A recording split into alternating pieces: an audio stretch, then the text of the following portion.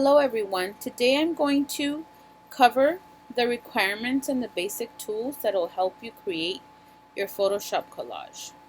This is me collage, okay? First thing we have to do is open up Photoshop. Remember, if we want to open a brand new file, we need to click on File, New. And then we have to make sure that it's in inches. And for this specific assignment, the size is 11 by 17. It can be vertical or horizontal, meaning you can put 17 by 11. And you don't need to title it, that's fine. Click OK, and there you have your size. It's very important that you size the canvas before you start working, because otherwise if you realize you have not sized the canvas, you're going to have to go back and rearrange everything. Remember also, whenever you start a new canvas, it will be a blank white paper. And in order for you to get rid of that, you need to double click on the layer, which is here, and then just click OK, and then you unlock it, okay? What else do we need to do? The next step is to start importing your images, okay? So remember, in class I talked about having a folder and adding it to your Google Drive, so you have all the images that you will be need for this assignment, or that you will need for another assignment. And basically you just save a bunch of pictures that you like from the internet, or personal pictures. I have pictures that I've scanned in. I have pictures that I've looked for in the internet. I have a variety of pictures, clip art and real pictures. And then you start trying to figure out which pictures you want to use, okay? I'm going to grab two, put them on my desktop. So by now you should have all your images in your Google Drive, and you should be downloading a couple of them each day. And then once you have them on your desktop, you're going to go up to File. You're going to open, because you want to open a picture that already exists. And you're going to make sure that's in the desktop. You click on the file and you open it. And remember, every single time you open a new picture on Photoshop, it'll have a brand new canvas. So what you need to do is you need to copy and paste it to your canvas that measures 11 by 17. What we're trying to do is we're trying to put all our images for our collage on one canvas. So what is it that I need to do? I need to click on Control A to select everything, and you know you did that because you see the little shimmery sides. And then we need to copy it, Control C. We go back to our canvas, which is here on the top, and then Control V will paste it. They will all be different sizes, and that's okay. If you want to size it down now, you click on Control T, and you see how it'll show you that's the size of that owl. Hold on to the Shift key and keep pressing the Shift key. Grab onto the anchor points on the upper right hand corner, and then push them down to make them smaller. Push them out to make them larger. I'm going to make it this size for now, and then I click Enter. Remember, it's important that you click on the Shift key, because otherwise it'll get distorted. For now, it doesn't matter what size it is or where it's at. All I need to be worried about is that I just need to make sure that I have all of my pictures on one canvas. So I have to repeat the process. Another thing that bothers me is this white paper, because I can't really see if my owl has a background. So what I like to do is I can either hide the white paper by clicking on the eye icon in your layers section, or I can simply grab it and throw it away, and the trash is on the lower right hand corner. That way I don't have to worry about it. If you want to add all your images and then go one by one and start erasing backgrounds, you can do that. If you want to do one by one, that's fine. So let's try to do one by one. How can I get rid of the background of an image that has a solid white background? We are going to look for the magic wand. Remember, whenever in your toolbox you see that there is a white kind of triangular little shape here in the corner, that just means that there's more tools within that toolbox. So if you press really hard, it'll tell you it has a quick selection tool and the magic wand. You click on the magic wand and you click right on the white part, it'll select everything. It recognizes all the white, and then you just click on backspace or delete and it'll erase it. Again, you need to make sure that you deselect that shimmery stuff because you're not going to be able to do anything else. Photoshop will not do two things at once. If it's thinking it's doing one thing, it will not function for something else. So you need to click on Control D to deselect. And remember, every single time you feel like you're stuck or you can't really move forward, that means that something is probably selected. So just click on Control D. You want to move the owl, you need to click on the white arrow, which becomes like your hand, like your moving tool. So click on the white arrow and you can move it around. So I have my first layer, which is my owl. I already erased the background. And the next thing I have to do, which is part of the assignment, you have to label your layers. So how do I do that? I double click right on top above where it says layer 1, and then I just put owl. It doesn't have to be a fancy long name, it just whatever it is, because you're gonna see that you're gonna have so many layers, and if you need to get to the owl, you need to know where the owl is. So it's important that you add the name of the layer that you're working on. Again, then you click on the X to exit, go to File, Open, click on the cupcake. That's my second one. I'm going to open it. Again, it's going to open in a brand new page, brand new canvas, but that's okay. I'm going to select it all, Control A, copy it, Control C, go back to my untitled one, which is my 11 by 17, and paste it, Control V as in Veronica. And then now, with my white little arrow, I can move it, but it doesn't matter, like I said, where you place it now or the size, but I do want to get rid of the white background. So again, I'm going to use my magic wand, click on the white background, and I want to zoom in before so you can see. The zoom button is at the bottom. I click on it and I could zoom in. Now I can see, I'm going to click on my white arrow again, and now I can see that I've selected a piece of it. For this specific picture, it doesn't grab onto the entire white because this one is done in sections. So I just need to delete it or backspace. I click on the magic wand again, click on the next section, delete it, the next one, delete it. Sometimes you're going to have to delete it more than once. And again, if something is shimmering, Control D to deselect. I want to zoom out. I click on the zoom tool. If I hold and click the Alt key, you're going to see on the screen that it has a minus sign. And then I let go of the Alt, it has a plus. So the Alt key will allow you to zoom out. And then you can zoom in, click on Alt to zoom out. Okay. For now, I'm going to leave my cupcake that size. I'm not going to worry about that. But I do want to label the cupcake. So I double click on layer 1 and I'm going to title it Cupcake. Okay. So that's 2 of my images that I already have. I need to repeat this process until I have a minimum of 20 images. I changed the requirements from 25 to 20 now. So you should have a minimum of 20 images in your canvas before you start working on placing and trying to figure out how you're going to make the collage.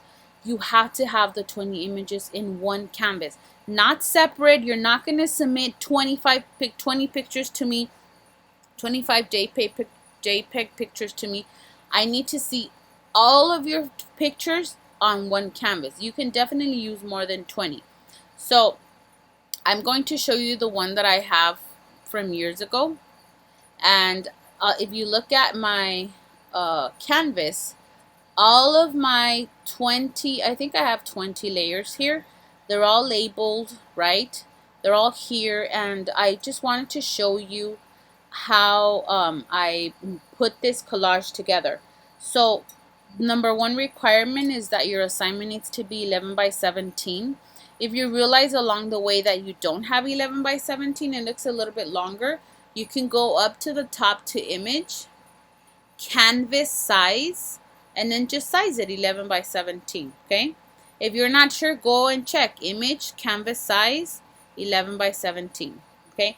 Next thing, add all your pictures in one by one, and then label them, title them, shoes and butterfly, whatever it is, blue background, whatever it is. And then you start, once you have all of them, you're gonna see that they're all like this, right? And sometimes I feel like when I see a lot of layers at once, it distracts me. So I like to click on the little eye, and the little eye will hide the shape or the figure that you have. It's still there, but it hides it. So I've hidden everything that I have. And something that's important for you to look for and for you to realize is that, yes, you're going to have a lot of pictures, but you're going to have all these gaps everywhere. And part of the assignment is to fill everything. So one of the tricks that I like to use is I will look for a textured background online, and you can just Google textured backgrounds or backgrounds with color, something that's not recognizable. If I'm able to recognize what it is, then I'm not going to use it, because I'm just using it for color purposes and to fill the little gaps. So I looked for this one, and then I also found this one, and I'm not really sure which one I like the most, and you can use both. And what I do is I put my textured background all the way at the bottom, so that becomes my first layer. And remember, you can shift the layers like this just by grabbing it and moving them down, okay? And I will put my textured background layer all the way at the bottom. Remember, with Photoshop, everything is in layers. Whatever you put down first, that's the bottom part, and then you start piling things on top. So it's important that your textured background, and again, look online, look for images of textured backgrounds, images of colors and textures, or colored backgrounds, and then you can use whatever you want, but you should have one, because that's going to fill all the little tiny gaps that you have. And then the next thing you're going to do is start adding your pictures. So because you have to erase the background of everything, some of the pictures that you add, you're not going to be able to do that. But there's a little trick that I like to do to kind of like give you the illusion that those rigid lines are not there, because another very important feature in this assignment is that I do not want to see these boxes. A collage, there's different collages, but for this collage, it needs to be more organic, more free-flowing. So you need to make sure that you have all your images are cut out and all the backgrounds are cut out. And if you're going to use something like this, which is like a wall, and I really liked what it says, I'm going to use other things to cover all the edges. So I've added my first picture, right? And then it's up to you whatever you want to size. What I like to do when I'm working on collages is I'll go back to see all the pictures that I have, and I'll make the ones that I feel are more important, or the ones that I like the most, I'll make them larger to try to fill up as much as I can of the paper. And then I go in and I start filling it in with little smaller images. So then I have my first one and I titled it, right? And then I'm going to add my second image. And if you see the way I placed it, this butterfly, it covered part of the bottom. So now you're not able to see that rigid line on the bottom and side, right hand side, right? I put something above it to help minimize those lines, or to help your eye kind of like not see that. So now I'm going to move on to the next one. The next one that I wanted to use is the Frida Kahlo image, and I made that into a filter, and that's part of the assignment, which I'll cover later. But I'm looking for things that I like the most, and I'm making them big, because my paper is really large, and if I make everything the same size, it's not going to look right. In a collage, things should be different sizes. Look for 5 things of pictures that you like the most, and then size and make them bigger. Try to fill up the entire page, and then you can add the smaller ones. So that's my second one, and then my third one is this moon that I found, and I put it at the bottom. So just by adding these 4 pictures, like 80% of my canvas is already filled, right? Which is what I want. And then I'm going to add the next one, and again, I added this one, And if I lift it, you see how it has that rigid line at the bottom? So if I just put it there in the middle and I let it go, for me, it doesn't look right because there's that rigid line and nobody is just floating like that. So I need to ground it. I need to give it its space to be. So if I put it at the bottom, where the bottom of the box is, it already has like its space. It looks like she's kind of like just showing half of her body, right? And I also enlarged her because I want to try to cover as much as I can to begin with. Then my next one is the brushes, which was a little bit smaller. But again, the brushes have these lines here at the bottom that I want to get rid of, and I'm going to add something else there. And I keep on going. And by the way, at this point, I've already erased the background of everything that I've added, right? And I can change things. I can move things around. So then I'm going to click on the next one, which is the shoes. And I erase the backgrounds of the shoes. And if you see how the top part of the picture that says, if nothing else, believe in art, on the upper right hand corner, there's that little rigid line that I do not want to see. You're going to lose points if your pictures have those lines. So I put the shoe on top, and now that line is erased. It's not there anymore, right? And what I love about collages is that you can put things on top of each other. That's okay if it looks like it's piled up. It looks like there's a lot of things. That's the whole point of collages. And then the next one is this Andy Warhol picture. And I want to show you something that I just came. Sometimes you do things and you realize that, oh, I made a mistake, but then it kind of looks cool and you just leave it. So I have this Andy Warhol picture that I added, right? I'm going to put it on top of this one. This is the original one. I was trying to erase the background and I used the magic wand, and when I erased the background, part of his face like came off too, and I was like, oh my god, I'm going to have to do it over. But then since it was on top of the moon, I realized that it kind of looked cool and I wanted to leave it that way. That's why you see part of his face gone, because that was kind of like an error that I made, but I just left it. So I liked it. I wanted to leave it there. So that's why Andy looks like that. Then my next one I added was the phone. And I remember, once you have bigger pictures like the three people, the butterfly, the moon, and the shoes are enlarged, you can start adding smaller ones. Oh, and by the way, remember those rigid lines where the brushes are?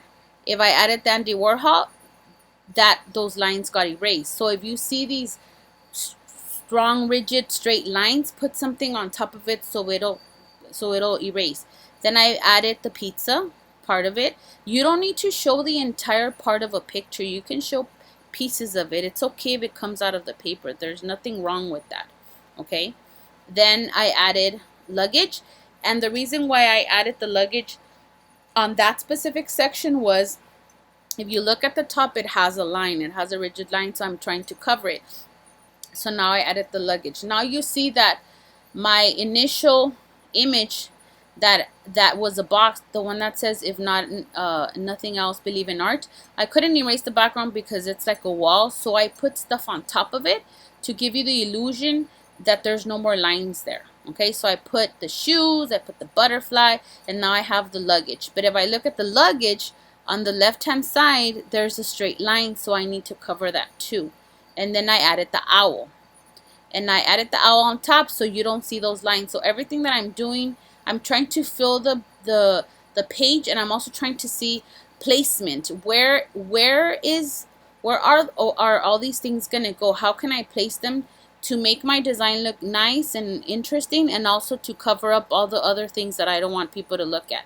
And then I put the mixed tape at the bottom, and mind you, I kind of looked through everything and I would shuffle things around. This is what I wanted it to look at the end. And then I wanted to add a guitar because it reminds me of my mom. She plays the guitar, but I figured a guitar would take too much space and I wanted it to be big. So what I did was I looked for a clip art guitar, and then very simple one, and then I erased the inside and the background of the guitar with the magic wand, and it gave me the outline. And then I changed the color of the outline. And now if you see, you can still see the stuff that's at the bottom, but you can still see the silhouette and the outline of the guitar. So now I added the other one, which is like a little bobo at the bottom, because I figured I needed something there.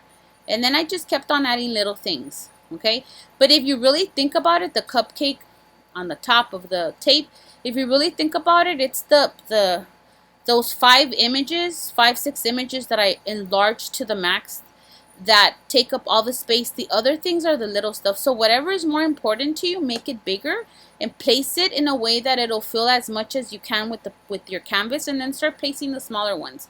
I added the typewriter, and then I found a picture of my mom and myself that I had done before, and I added it to the page. I sized it down, okay? So now I have all the pictures that I added. If I count them, they're 20. And let's go back to the bottom where the background is. If I click the little eye, the background will be removed. And if you see that, you see all those gaps that are there, I don't want to see that. I don't want to see any white of anything. So remember what I said, adding a textured background at the bottom will help you remove all those gaps. It just gives you an illusion that something is there. And let's say that I want to add the other background. I can add it and see how it changes. I'm not really sure which one I like more. I'm not really sure if I just want it to be blue or if I want it to be in colored. For now, I am just going to keep it there. So now I have, again, I've added my 20 images in one layer. Not in one layer, in one canvas. Each of my images has its own layer, so nothing will interfere. I've labeled all my layers. I've made sure that my size is 11 by 17. And now my next part is to add filters. We already had an assignment where I showed you how to add a filter. So you basically just have to select an image that you like, and then just add a filter. So let's say that I want to add the filter to the owl. So I'm looking for the owl, and or actually no, the luggage. Let me just look for the luggage. You click on the layer that you want. You come up to filter gallery, which is the third one. And remember, for the assignment, there's a bunch of different filters here. If you want to zoom in, you click on the zoom button to help you see, and then you look for the one that you like. So let's say that I liked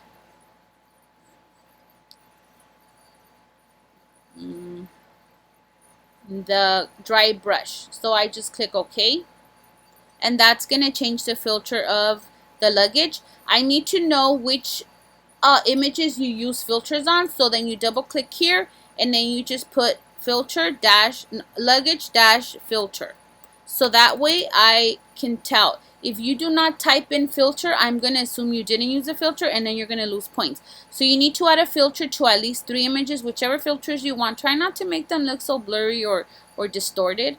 Try to get something that you can still kind of see what it is, and add it to 3 of them, okay? If you don't like it, you go back and you click on step back, and it'll erase what you did, okay? See, it already erased the filter. So again, you need to look for, once you finish placing and you have everything, you need to look for 3 images, whichever images you want.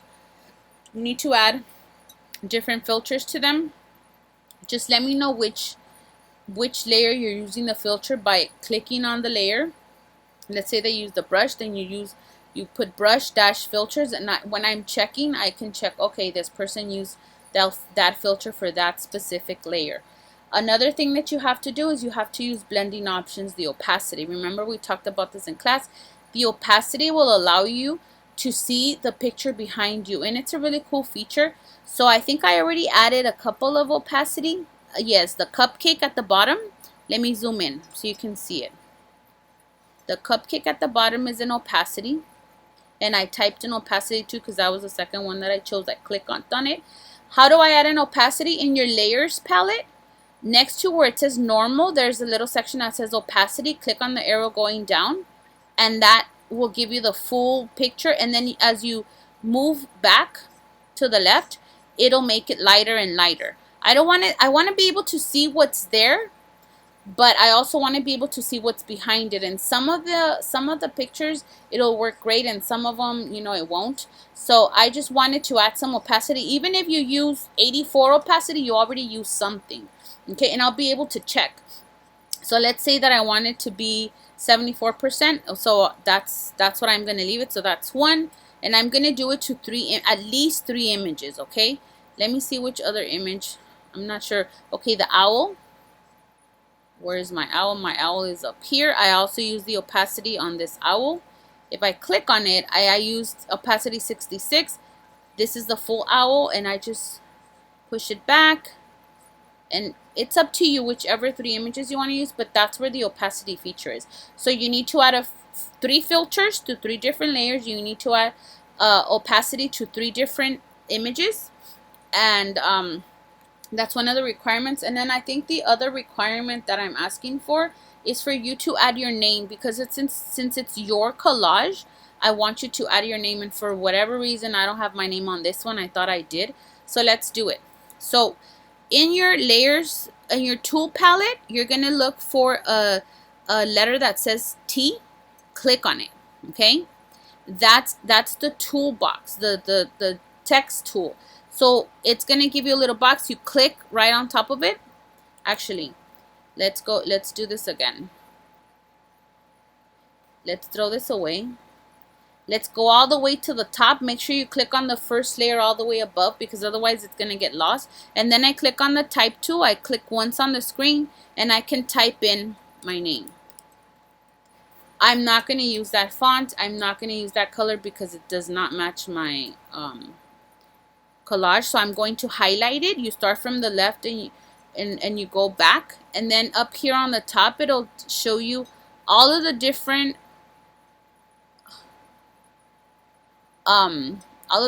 fonts that you have, and then you can change the font, you can change the size of the font, and you can change the color. I'm gonna try to get this really nice blue that the butterfly has, and I click OK. Okay, and I'm going to click on my white arrow, and now there's my name. I don't want you to make your name humongous that it takes over the entire canvas, because that's not the purpose. Your name is not the purpose of the canvas. But I do want you to put it in a way that it's there for people to see, but it's not that obvious. So I definitely would probably use the opacity on this and maybe make it smaller. If you want to make it smaller, click on Control T, hold on to the Shift key, and then you can make it smaller. Okay, that way. Oh, and then another feature, I don't know if I mentioned this before. Let me zoom in. First I have to apply. I'll zoom in. So I want to not only make my name smaller, I want to curve it a little bit. So I click on Control T. If you look and you see the edges where the boxes are in the corners, you're going to see that it has a little arrow that is kind of curved. If you click on that, you can curve your font around. I don't want it to be straight. I want it to be a little bit curved. And then I'm going to click OK, enter, zoom out with the Alt key. And then I'm going to position my name somewhere where I can see it, but it's not the most obvious thing. And I kind of like it there. And I also want to see if it'll look better if I change the opacity of that. So let's see. I'm going to change the opacity a little bit. And I kind of like that it's not the most obvious thing. So I'm going to give it an opacity of 54. Okay, so that's my name there. Again, how do I add a name? Go all the way to the top layer so you don't lose it. Click on the type tool. Once you click on the type tool, type whatever you want. And then you can change the font, the size, and the color. Click enter, click on Control T. That'll change the size and the orientation of how you want your name to be. You need to make sure that your name is there. Everything that I'm asking you to do, I will give you points for, and you're going to lose points if you don't have it. And remember, this is not only for you to create your first collage, digital collage, it's also showing me that you're able to use the tools and that you're able to use the different features that Photoshop has. So we can move on to other things. Okay, let me zoom out so you can see it. So this is basically my collage. When you're working on collage, remember, look for a background. That's probably the first thing I always do. And it has to be something that's not recognizable. Just a textured colored background. I would Google that, download a couple of them, add them to see which one you like. Like, for example, I remember I have 2. Do I like that one? I think I like the blue one better. And then I put it all the way at the bottom, and then I look through all my pictures and I think which ones are the ones that I like the most, or the ones that are more important to me.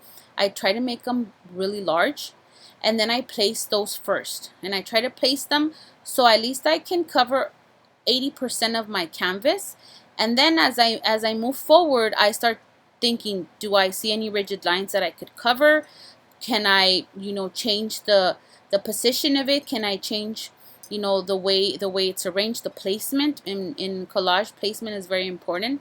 And so I start working with that. So I've added 4, 5, 6 pictures that I've considered really important, and then I start piling the smaller things on top. Okay. And I can always go back and change things. I can always go and erase things. Remember, you just grab the layer and you drop it in the trash. I can always change whatever I need to change. Let's say that you're working on this. You're obviously not going to finish in one day because erasing the backgrounds is going to take you forever. And then I'm always changing my mind until I figure out exactly what I want. So as you're working on something, it's important that you go to File, Save As, and you save it. Whatever you're going to title it, remember where to the desktop, what format. It has to be Photoshop. It's important that you make sure that it's Photoshop, and I mentioned this in class. And how do you know that? Because at the top where it says Save As, it says .psd. That's the extension to Photoshop. If you do not have that extension, you will not be able to open it. And then you save it. And as you're working on your collage, click on Control S constantly, because you already know that computers and technology is not always very reliable. And if something happens and your computer shuts down or we lose power, guess what? Your 45 minutes worth of work will be lost and gone, and you're gonna have to do it again. I've already mentioned this.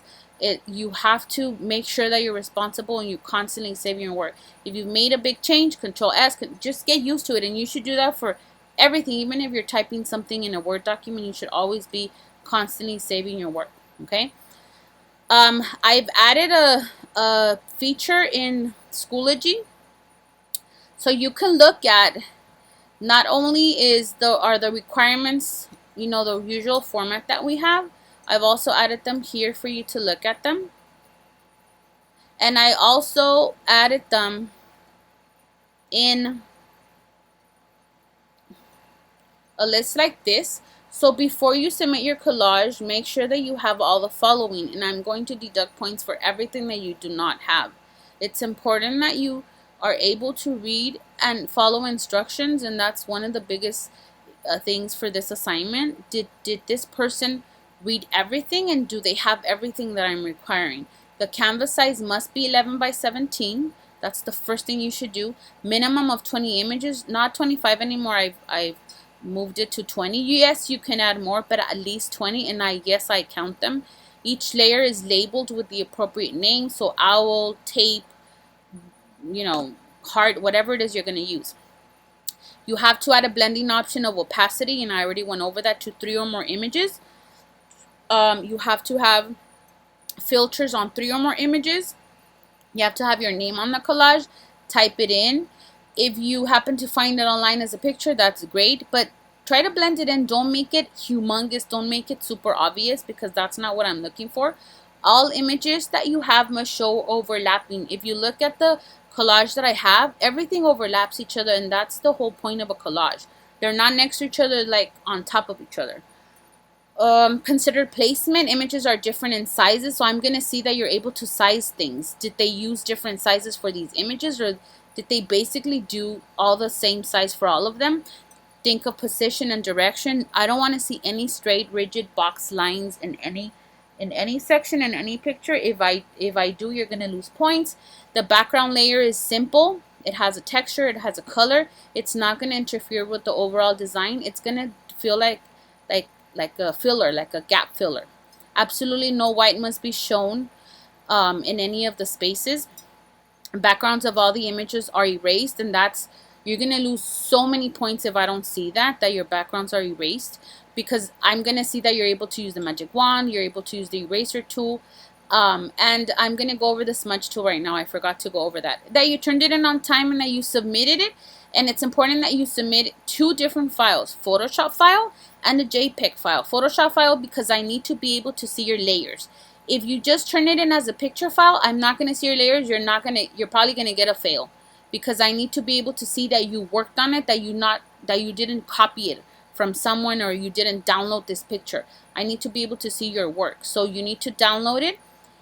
to Schoology as a Photoshop file, and then you also need to save it as a JPEG file in case something happens. You have a picture file, and the JPEG files are the files that you can actually open. And then I also look at the way you interpreted the assignment. Is it creative? Is it original?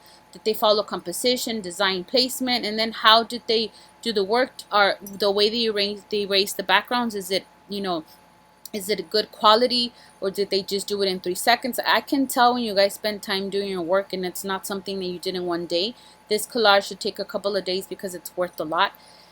And then, can I see that this person used previous assignments to make this one better? Yes, because we already did erasing backgrounds, and then we already did the filters. So I think I'm just going to go over the smudge tool. So let's say that there is a picture that you erased the background to, right? But it looks really pixelated. Like this Andy Warhol probably was pixelated. There is a little tool. Let's look for Andy Warhol. There is a tool. I have to look for the layer that looks like a little finger that's pointing. If you click on that, it's called the smudge tool. And remember, in the tools, you can change the size on the upper left-hand corner. So for this specific one, I want to keep it at this size. And what it does is it kind of like smears things. So if you feel like, oh, my picture's too pixelated, I didn't really do it right, you just grab onto that little tool that's called the smudge tool, and then you go around and it'll smooth out the edges for you. It'll take the pixelated edges out, and it kind of just blends things together, okay? And it just go over everything.